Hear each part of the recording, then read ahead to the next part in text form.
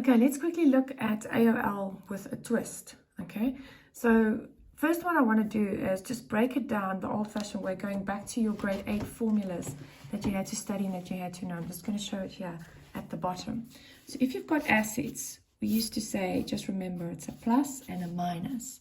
Then we looked at your owner's equity. Owner's equity was the opposite of that. Owner's equity would be a minus and a plus. And then liabilities, similar to owner's equity, or exactly the same rather, a plus and a minus. But what is complicated it is under the owner's equity, there's more going on than just a minus and a plus. If you break it down a little bit further and you say your drawings will go under here, why? Because it makes owner's equity decrease, and your expenses too, they will also sit here. Other side, you will get your capital and your income. So those four accounts complicate a little bit, but they do go to that side, each go to their sides because of the minus and the plus at the top. But when we are busy with them in our balance sheet or income statement in a bracket, when it is a debit for expense, we're probably going to say the expense went up. But when I'm busy with AOL, it means O went down. When I'm busy with my income in my balance sheet or my adjustments, if it's on the right, I will say the income went up, technically because owner's equity went up. So just be careful of that breakdown that we get when we do the brackets or when we're on financial statements. Let's give you an example. Let's take number 1 from 6.18 where they refer to consumable goods. Okay, so let's say number 1. There's 2 accounts involved here. You've got your packing material, which is a nominal account, which will have a total on this side. And then you've got your account that you're going to create just for today, consumable stores on hand, which is an asset, something that I have, that I earn, that I possess, and that's got value. So I would have put the money into that asset, added there. But what's interesting here with packing material is you're going to take it out of the total because it's no longer an expense. I'm moving it to assets. And what's going to happen if you're doing your brackets is the expense is actually going to go down with whatever amount it is. But since I'm asking you to do the owner's equity and you're in the AOL at this exercise, you're going to have to look at like that.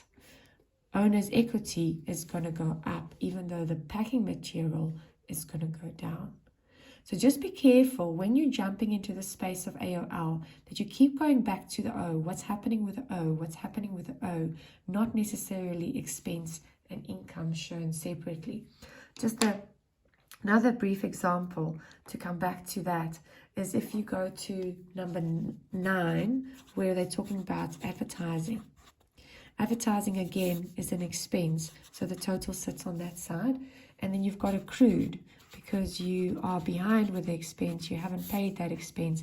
It's a liability. The accrued expense is going to go up there. Now the question here is, what's going to happen to my advertising? I have not yet paid that advertising, but I need to pretend that I did because I am now fixing my box.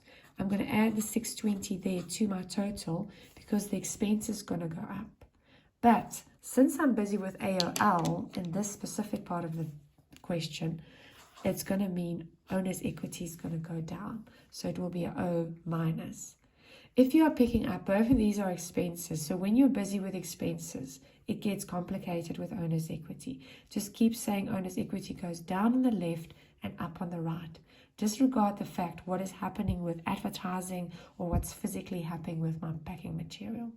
I trust that makes sense. If we go to the answer at the top, I need you to take a quick look here. I've added some of them and they're still not all there. But if you take a look, number 1, I added the trading stock deficit, which is just what this was for. Number 2, I've got your bad debts. That's also there. I've got number 11 as well. Then for this one, I've got number 1, the consumable stores on hand. That will have a plus and a plus. And then I mentioned number 3 and 6 earlier.